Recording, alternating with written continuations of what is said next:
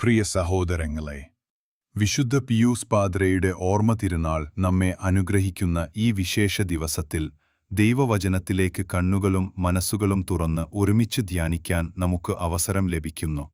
ജീവിതത്തിലെ പ്രതിസന്ധികളിലും സന്തോഷനിമിഷങ്ങളിലും ദൈവത്തിന്റെ കരങ്ങൾ നമ്മെ എങ്ങനെ കരുതലോടെ നയിക്കുന്നു എന്ന് തിരുവചനങ്ങൾ തെളിയിക്കുന്നു.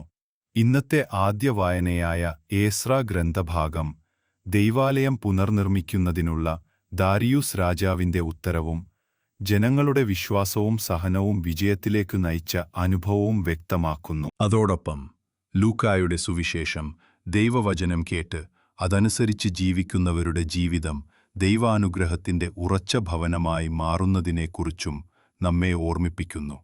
ഭൗതികമായി ഒരു വീട് പണിയുന്നതുപോലെ ആത്മീയമായ വിശ്വാസഭവനം ഉയർത്തുന്നതും നമ്മുടെ യാത്രയിൽ അത്യന്താപേക്ഷിതമാണെന്ന സത്യത്തിലേക്ക് ഈ വചനങ്ങൾ നമ്മെ ക്ഷണിക്കുന്നു. അതിനാൽ ദൈവവചനം കേട്ടു പ്രാവർത്തികമാക്കുമ്പോൾ നമ്മുടേതായ ജീവിതത്തിൽ ദൈവാനുഗ്രഹം നിറഞ്ഞ ഭവനങ്ങൾ പണിയാൻ കഴിയുമെന്ന തിരിച്ചറിവോടെ ഇന്ന് നമ്മൾ ഒരുമിച്ച് മുന്നോട്ടു പോകാം. ഡാരിയസ് രാജാവ് യൂഫ്രാറ്റസിന്റെ പടിഞ്ഞാറൻ ഭാഗത്ത് അധികാരം വഹിച്ചു വന്നിരുന്ന ഉദ്യോഗസ്ഥർക്ക് ഒരു പ്രത്യേക കൽപ്പന നൽകി. യഹൂദരുടെ നേതാക്കളെയും ജനങ്ങളെയും തടസ്സപ്പെടുത്താതെ ദൈവാലയം അതിന്റെ പഴയ ഭംഗിയോടെ പുനർനിർമ്മിക്കാൻ അനുവാദം നൽകണം. മാത്രമല്ല, രാജകീയ നികുതി വരുമാനത്തിൽ നിന്ന് ആവശ്യമായ എല്ലാ ചെലവും ഉടൻ വിതരണം ചെയ്യണമെന്നും അദ്ദേഹം ഉത്തരവിട്ടു. ഈ ഉത്തരവ് വെറും ഔപചാരിക പ്രഖ്യാപനമല്ല, ദൈവത്തിന്റെ പദ്ധതിയിൽ മനുഷ്യരെങ്ങനെ പങ്കാളികളാകണമെന്നതിന്റെ ഉദാഹരണമാണ്. പ്രവാചകന്മാരായ ഹഗ്ഗായിയും സെഖറിയാവും നൽകിയ ആത്മീയ പ്രചോദനത്തോടെ യഹൂദരുടെ നേതാക്കൾ ഉത്സാഹത്തോടെ പണി മുന്നോട്ടു കൊണ്ടുപോയി. പേർഷ്യൻ രാജാക്കന്മാരുടെ പിന്തുണയും ദൈവത്തിന്റെ കൽപ്പനകളും പിന്നീട് പുരോഹിതന്മാരും ലേവ്യരും പ്രവാസത്തിൽ നിന്ന് മടങ്ങിയെത്തിയ ജനങ്ങളും ഒന്നിച്ചുകൂടി അതിന്റെ പ്രതിഷ്ഠ ഉത്സവപൂർവം ആഘോഷിച്ചു. 100 കാളകളും 200 ആടുകളും 400 കുഞ്ഞാടുകളും യാഗമായി അർപ്പിച്ചു. അതോടൊപ്പം ഇസ്രായേലിലെ ഗോത്രങ്ങളുടെ എണ്ണത്തിനനുസരിച്ച് 12 ആൺകോലാടുകളെയും സമർപ്പിച്ചു. വിശുദ്ധ ഗ്രന്ഥത്തിൽ പറഞ്ഞിരിക്കുന്ന രീതിയിൽ പുരോഹിതന്മാരെയും ലേവ്യരെയും അവരുടെ വിഭാഗങ്ങളിൽ നിയമിച്ച് ജെറുസലേമിലെ ആരാധന പുനരാരംഭിച്ചു. വിശുദ്ധമായ പെസഹാഘോഷം 1-ാം മാസത്തിലെ 14-ാം ദിവസം നടന്നു. എല്ലാം ശുദ്ധീകരിച്ച് തയ്യാറായ ലേവ്യർ പ്രവാസികളുടെയും പുരോഹിതന്മാരുടെയും പേരിൽ പെസഹയുടെ യാഗമർപ്പിച്ചു. പ്രിയ സുഹൃത്തുക്കളെ, ഈ ഭാഗം നമ്മെ ഓർമ്മിപ്പിക്കുന്നത് മനുഷ്യരുടെ ശക്തിയിലല്ല, ദൈവത്തിന്റെ മഹത്തായ പദ്ധതികളിലാണ് വിജയം നിലകൊള്ളുന്നതെന്ന് തന്നെയാണ്. ബാബിലോൺ പ്രവാസത്തിൽ നിന്നെത്തിയ ഇസ്രായേൽ ജനങ്ങൾ തകർന്നുപോയ ജെറുസലേമിലെ ദൈവാലയം പുനർനിർമ്മിക്കാൻ ശ്രമിക്കുമ്പോൾ അനേകം തടസ്സങ്ങളും ശത്രുക്കളുടെ എതിർപ്പുകളും നേരിട്ടു. എന്നാൽ ദൈവം തന്നെയാണ് ദാരിയൂസ് രാജാവിന്റെ മനസ്സ് സ്പർശിച്ച് അവർക്കാവശ്യമായ സഹായം ഒരുക്കിയത്. ഇതിലൂടെ ദൈവം തന്റെ ഇഷ്ടം നടപ്പിലാക്കാൻ ഭരണാധികാരികളെയും സാഹചര്യങ്ങളെയും ഉപകരണമാക്കുന്നുവെന്ന വലിയ സത്യം നമ്മെ പഠിപ്പിക്കുന്നു. ഇവിടെ ദൈവാലയം ഒരു കെട്ടിടത്തെ മാത്രം സൂചിപ്പിക്കുന്നതല്ല, മറിച്ച് ദൈവസാന്നിധ്യത്തിന്റെ ജീവനുള്ള പ്രതീകമാണ്. അത് തകർന്നപ്പോൾ അവരുടെ ആത്മീയ പ്രവാചകന്മാരായ ഹഗ്ഗായിയുടെയും സെഖറിയയുടെയും പ്രോത്സാഹനത്തോടൊപ്പം ദൈവവചനത്തിനനുസരിച്ചുള്ള അവരുടെ ജീവിച്ചതാണ് ആ മഹത്തായ ദൗത്യം വിജയകരമാക്കിയത്. അവർക്കുവേണ്ടി നടത്തിയ പ്രതിഷ്ഠാഘോഷവും പെസഹാഘോഷവും അവരുടെ വിശ്വാസത്തിന്റെ പുതുജന്മത്തിന്റെ തെളിവായിരുന്നു. പ്രത്യേകിച്ച് 12 ആൺകോലാടുകളെ പാപപരിഹാരബലിയായി സമർപ്പിച്ചത് മുഴുവൻ ഗോത്രങ്ങളുടെ ഏകത്വവും പരിശുദ്ധിയും പ്രതിനിധീകരിക്കുന്നു. ഇന്നും നമ്മുടെ ജീവിതത്തിൽ പ്രതിസന്ധികളും വെല്ലുവിളികളും വരുമ്പോൾ ദൈവത്തെ ആശ്രയിക്കുകയും അവിടുത്തെ വചനത്തോട് വിശ്വസ്തരായി തുടരുകയും ചെയ്താൽ അവിടുന്ന് വിജയത്തിന്റെ വാതിലുകൾ തുറക്കും എന്ന ഉറപ്പ് ഈ വായന നമ്മെ നൽകുന്നു. പ്രിയ സഹോദരങ്ങളെ, ഇന്നത്തെ സുവിശേഷം ലൂക്ക 8:17 നിന്ന് 9 മുതൽ 21 വരെ നമ്മെ ഒരു നിർണായക സത്യത്തിലേക്കാണ് നയിക്കുന്നത്. ദൈവവചനം കേട്ടു അതനുസരിച്ച് ജീവിക്കുന്നവർ തന്നെയാണ് യഥാർത്ഥത്തിൽ യേശുവിന്റെ കുടുംബാംഗങ്ങൾ. കഥയിൽ യേശുവിന്റെ അമ്മയും സഹോദരങ്ങളും അവനെ കാണാൻ വരുന്നു, എന്നാൽ ജനക്കൂട്ടം കാരണം അവർക്കു നേരിട്ട് അടുക്കാൻ കഴിയുന്നില്ല. ഈ അവസരത്തിലാണ് യേശു തന്റെ ശിഷ്യന്മാരോട് പറഞ്ഞത്, എന്റെ അമ്മയും സഹോദരങ്ങളും ദൈവവചനം കേട്ട് അത് പ്രാവർത്തികമാക്കുന്നവരാണ്.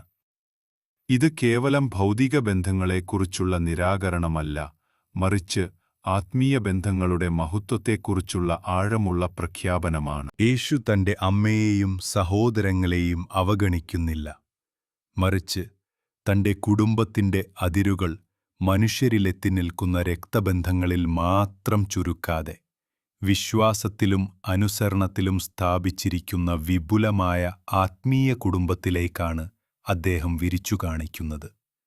ഇവിടെ സന്ദേശം വ്യക്തമാണ്.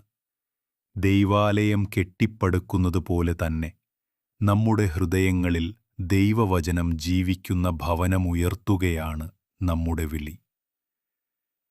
വിശ്വാസത്തോടെയും അനുസരണത്തോടെയും ജീവിക്കുന്ന നാം യേശുവിന്റെ സ്വന്തം കുടുംബാംഗങ്ങളായി അംഗീകരിക്കപ്പെടുന്നു. പ്രിയ സഹോദരങ്ങളെ, ഇന്നത്തെ വചനഭാഗം നമ്മെ നമ്മുടെ ജീവിതത്തിലെ യഥാർത്ഥ മുൻഗണനകളെക്കുറിച്ച് ആലോചിക്കാൻ വിളിക്കുന്നു.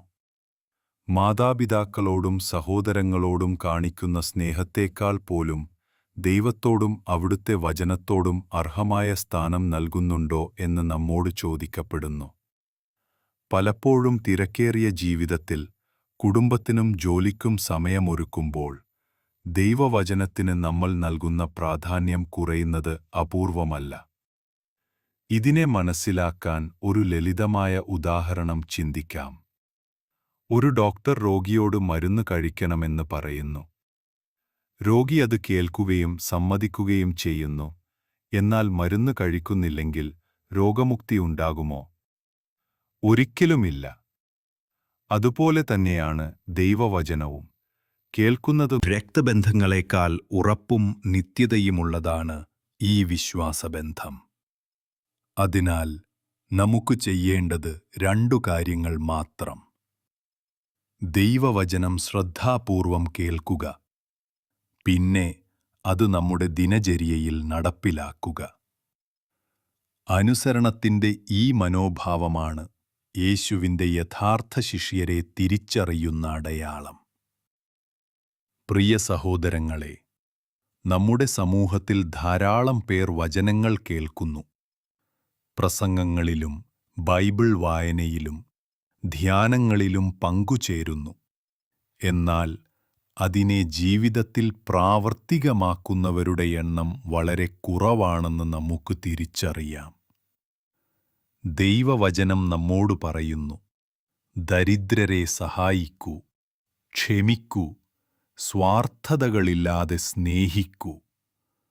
എന്നാൽ യഥാർത്ഥത്തിൽ നാം എത്രത്തോളം അത് നടപ്പാക്കുന്നു? നാം കേൾക്കുന്നവരായി മാത്രം നിന്നുപോകുന്നുവോ, അതോ കേട്ടത് ജീവിച്ചെടുക്കുന്നവരായിട്ടാണോ മുന്നോട്ടു പോകുന്നത്? ദൈവവചനം കേട്ട് പ്രവർത്തിക്കുക എന്നത് ഓരോ സാഹചര്യത്തിലും ദൈവത്തിന്റെ ഇഷ്ടം തിരിച്ചറിയുകയും അതനുസരിച്ച് തീരുമാനങ്ങളെടുക്കുകയും ചെയ്യുക എന്നതാണ്. ഇത് എളുപ്പമല്ല, പക്ഷേ നിരന്തരമായ പ്രാർത്ഥനയും ദൈവത്തിൽ ആശ്രയിക്കുന്ന മനസ്സുമുണ്ടായാൽ സാധ്യമാണ്. നമ്മുടെ ഹൃദയത്തിൽ പണിയുന്ന ആത്മീയ ഭവനം ഓരോ ദിവസവും ദൈവവചനം കേട്ട് നടപ്പിലാക്കുമ്പോൾ ഒരു ഇഷ്ടികയ്ക്കുമീതെ മറ്റൊരു ഇഷ്ടിക ചേർക്കുന്നതുപോലെ ഉറപ്പും ദൃഢതയും പ്രാപിക്കുന്നു. 1-ാം വായനയും സുവിശേഷവും ഒരുമിച്ച് ചിന്തിക്കുമ്പോൾ മനസ്സിലാക്കുന്നത്, പഴയ നിയമത്തിൽ ഇസ്രായേൽ ജനത ദൈവാലയം പുനർനിർമ്മിച്ചതുപോലെ പുതിയ നിയമത്തിൽ യേശു നമ്മെ, പ്രിയ സഹോദരങ്ങളെ, ഏസ്രാ ഗ്രന്ഥം നമ്മെ പഠിപ്പിക്കുന്നത് ദൈവകൽപ്പനകൾക്ക് അനുസരിച്ച് ജീവിച്ചതിനാലാണ് ഇസ്രായേൽ ജനതയ്ക്ക് ദൈവാലയം പുനർനിർമ്മിക്കാനായത് എന്ന സത്യമാണ്. അതുപോലെ സുവിശേഷത്തിൽ യേശു വ്യക്തമാക്കുന്നത് ദൈവവചനം കേട്ട് അതനുസരിച്ച് പ്രവർത്തിക്കുന്നവർക്കുള്ള അനുഗ്രഹത്തെക്കുറിച്ചാണ്. രണ്ടു വായനകളും ഒരുമിച്ച് നമ്മെ വിളിക്കുന്നത് അനുസരണത്തിന്റെ മൂല്യത്തിലേക്കാണ്. കാരണം ദൈവത്തിന്റെ വചനത്തിന് അനുസരിക്കുന്നിടത്താണ് യഥാർത്ഥ അനുഗ്രഹം നമ്മുടെ ജീവിതത്തിൽ വിരിയുന്നത്. എന്നാൽ വചനം കേട്ട് പ്രവർത്തിക്കുക നമ്മുടെ ദിനചര്യയിൽ എങ്ങനെ പ്രാവർത്തികമാക്കാം? ഈ ദിവസം തന്നെ നമ്മൾ മാറ്റം വരുത്തേണ്ട ഒരു കാര്യത്തെപ്പറ്റി ചിന്തിക്കാൻ ശ്രമിക്കാം. ഉദാഹരണത്തിന്, നമ്മൾ ഇന്നും ക്ഷമിക്കാതെ പിടിച്ചു നിൽക്കുന്ന ഒരാളുണ്ടെങ്കിൽ അവരോട് കുടുംബ ബന്ധങ്ങളിൽ സ്നേഹത്തോടെയും ക്ഷമയോടെയും ഇടപെടുക. ജോലിസ്ഥലത്ത് നീതിയുടെയും സത്യസന്ധതയുടെയും വഴിയിൽ നടക്കുക. ഇവയാണ് ദൈവവചനം നമ്മോട് പ്രതിദിനം ആവശ്യപ്പെടുന്ന കാര്യങ്ങൾ. അതിനാൽ ഓരോരുത്തരും ഇന്ന് തന്നെ ഒരു ചെറിയ തീരുമാനമെടുത്ത് അത് പ്രാവർത്തികമാക്കാൻ ശ്രമിക്കാം. ചെറിയ കാര്യങ്ങളിൽ അനുസരിക്കാൻ പഠിക്കുമ്പോൾ വലിയ കാര്യങ്ങളിലും നമുക്ക് വിശ്വസ്തരാകാൻ കഴിയും. അതാണ് വചനം കേട്ട് പ്രവർത്തിക്കുന്ന ശിഷ്യന്റെ യഥാർത്ഥ ജീവിതശൈലി. കരുണാനിധിയായ ദൈവമേ, വിശുദ്ധ പിയൂസ് പാദ്രയുടെ ഓർമ്മ തിരുനാൾ ദിനത്തിൽ അങ്ങയുടെ തിരുവചനം കേൾക്കാനുള്ള അനുഗ്രഹം നൽകിയതിന് ഞങ്ങൾ നന്ദി പറയുന്നു. ഏസ്രാ ഗ്രന്ഥത്തിലെ പോലെ അങ്ങു സ്വജനങ്ങൾക്ക് ദൈവാലയം പണിയാനുള്ള വഴി തുറന്നതു. കർത്താവേ, പലപ്പോഴും ഞങ്ങൾ വചനങ്ങൾ കേട്ടിട്ടും അവ പ്രാവർത്തികമാക്കുന്നതിൽ വീഴ്ച വരുത്തുന്നവരാണ്. ഞങ്ങളുടെ അശക്തികളെയും പിഴവുകളെയും സമ്മതിച്ച് അങ്ങയുടെ കരുണ തേടുന്നു. പരിശുദ്ധാത്മാവിനെ ഞങ്ങളിലേക്ക് അയച്ചു ഹൃദയം തുറന്ന് വചനത്തെ സ്വീകരിച്ച് അതനുസരിച്ച് നടക്കാനുള്ള കരുത്ത് തരണമേ. ഞങ്ങളുടെ കുടുംബങ്ങളിൽ സമാധാനം, സ്നേഹം, ഐക്യം നിറയട്ടെ.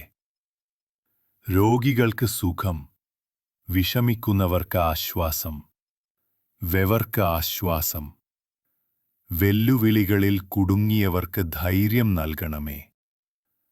അങ്ങയുടെ വചനം ഞങ്ങളുടെ വഴി പ്രകാശിപ്പിക്കുന്ന വിളക്കായും കാൽപ്പാടുകൾക്ക് ദിശയായും ഇരിക്കട്ടെ. നമ്മുടെ ജീവിതം അങ്ങേയ്ക്ക് മഹത്വമായി മാറട്ടെ. നമ്മുടെ കർത്താവും രക്ഷകനുമായ യേശുക്രിസ്തുവിലൂടെ ഈ പ്രാർത്ഥന സമർപ്പിക്കുന്നു.